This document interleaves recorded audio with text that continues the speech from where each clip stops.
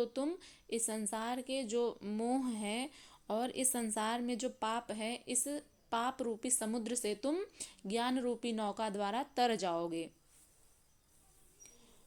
तो इसको एक बार फिर से सरलता पूर्वक समझते हैं कि मेरे में यानी श्री कृष्ण में प्रवेश करोगे, यानी परमात्मा तत्व में प्रवेश कर जाओगे। अतः उस परमात्मा को पाने का साधन तत्व स्थित महापुरुष के द्वारा है। यानी जो तत्व स्थित महापुरुष के चरणों में दंडवत प्रणाम करने के बारे में कहा था श्री भगवान ने, तो उन्हीं के द्वारा ही हम परमात्मा को पा सकते हैं। ज्ञान के संबंध में, धर्म और शाश्वत सत्य के संबंध में श्री कृष्ण के अनुसार किसी तत्वदर्शी से ही पूछने का विधान है। अब अगले श्लोक की तरफ हम लोग बढ़ते हैं। अगला श्लोक है,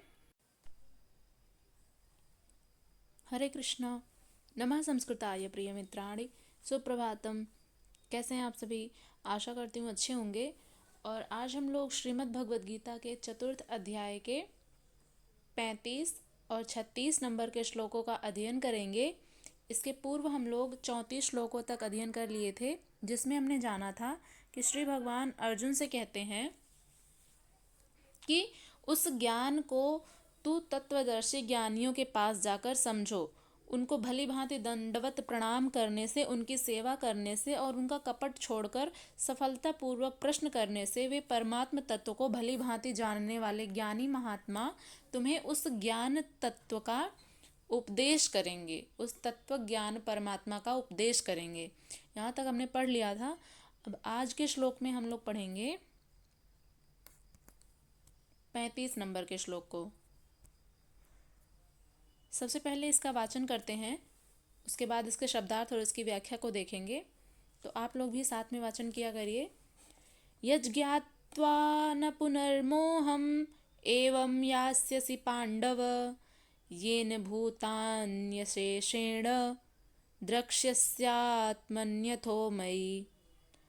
अर्थात श्री भगवान कहते हैं, यत ज्ञात्वा, यत माने जिसे, यानी उस ज्ञान को, उस तत्व ज्ञान को, ज्ञात्वा यानी जानकर, न माने नहीं, पुनः यानी पुनः फिर से, मोहम एवं, मोहम यानी मोह को, एवं माने ही, यास्यसि पांडव, यास्यसि यानी प्राप्त होगे, पांडव यानी हे अर्जुन, येन भूतानि शेषेण, येन माने जिस ज्ञान के द्वारा, भूतान यानी प्राणियों को, अशेषेण यानी निःशेष भाव से, द्रक्ष्यस यानी देखोगे, आत्मनि यानी अपने आप में, मई माने मुझ श्री कृष्ण, अथ माने बाद में। आत्मन्यथा जो है इसमें यण संधि हुई है, आत्मनि धन यथा, आत्मन्यथा इस प्रकार से बनेगा यण संधि। तो ये रहा शब्दार्थ। अब इसकी व्याख्या देखते हैं कि श्री भगवान क्या कहते हैं। वे कहते हैं कि जिसको जानकर, यानी जिसको, किसको, तत्वज्ञान को, तत्वज्ञान को जानकर तुम फिर इस प्रकार मोह को नहीं प्राप्त होगे, तथा हे अर्जुन, जिस ज्ञान के द्वारा तुम संपूर्ण भूतों को यानी प्राणियों को निःशेष भाव से पहले अपने में और फिर मुझ सच्चिदानंद घन परमात्मा में देखोगे। अब इसको थोड़ा सा समझते हैं। वे श्री भगवान अर्जुन को समझाते हुए कहते हैं कि जब तुम्हें उस तत्व ज्ञान, उस परमात्मा के बारे में तुम्हें ज्ञात होगा, तो तुम सभी प्राणियों में पहले खुद को देखोगे और उसके बाद समस्त प्राणियों में तुम आत्मा के प्रसार को देखोगे। जब सर्वत्र एक ही आत्मा के प्रसार को देखने की क्षमता आ जाएगी तुम्हारे अंदर, उसके पश्चात तुम मेरे में यानी श्री कृष्ण में प्रवेश करोगे, यानी परमात्मा तत्व में प्रवेश कर जाओगे। अतः उस परमात्मा को पाने का साधन तत्व स्थित महापुरुष के द्वारा है। यानी जो तत्व स्थित महापुरुष के चरणों में दंडवत प्रणाम करने के बारे में कहा था श्री भगवान ने, तो उन्हीं के द्वारा ही हम परमात्मा को पा सकते हैं। ज्ञान के संबंध में, धर्म और शाश्वत सत्य के संबंध में श्री कृष्ण के अनुसार किसी तत्वदर्शी से ही पूछने का विधान है। अब अगले श्लोक की तरफ हम लोग बढ़ते हैं। अगला श्लोक है 36 नंबर का। इसका वाचन करते हैं। श्री भगवान अर्जुन से कहते हैं, अपि चेद अस्ति पापेभ्यः सर्वेभ्यः पापकृतमः सर्वं ज्ञानप्लवेनैव वृजिनं संतरिष्यति संतरिष्यसि।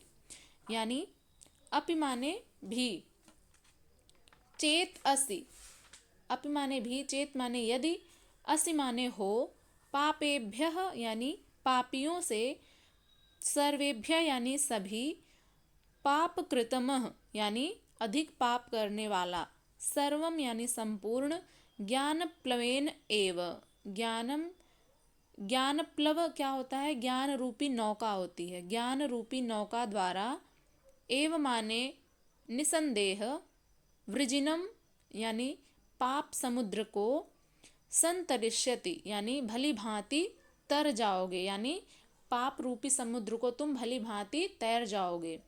श्री कृष्ण यहाँ पर कहते हैं, ये रहा शब्दार्थ। अब इसकी व्याख्या को समझते हैं। वे कहते हैं अर्जुन से कि हे अर्जुन, यदि तुम अन्य सभी पापियों से भी अधिक पाप करने वाले हो तो भी तुम ज्ञान रूपी नौका द्वारा निसंदेह संपूर्ण पाप समुद्र से भली भांति तर जाओगे। यानी या तुम यदि अपने आप को सभी पापियों से सर्वश्रेष्ठ मानते हो, यानी कि पापियों में तुम सबसे बड़े पापी यदि खुद को मानते हो, तो भी उस तत्वज्ञानी महापुरुष के प्रताप से तुम्हें जब परमात्मा की प्राप्ति होगी तो तुम इस संसार के जो मोह है और इस संसार में जो पाप है, इस पाप रूपी समुद्र से तुम ज्ञान रूपी नौका द्वारा तर जाओगे। तो इसको एक बार फिर से सरलता पूर्वक समझते हैं कि इसका आशय क्या है। इसका आशय आप यह ना लगा लें कि अधिक से अधिक पाप करके भी तर जाएंगे। जैसा कि श्री कृष्ण ने कहा कि तुम यदि खुद को पापियों में भी अधिक पापी मानते हो खुद को, तो भी तुम ज्ञान रूपी नौका द्वारा तर जाओगे। तो यहाँ पर ये नहीं समझना चाहिए कि हम खूब ढेर सारा पाप कर लें उसके बाद भी हम तर ही जाएंगे, यानी पार कर जाएंगे।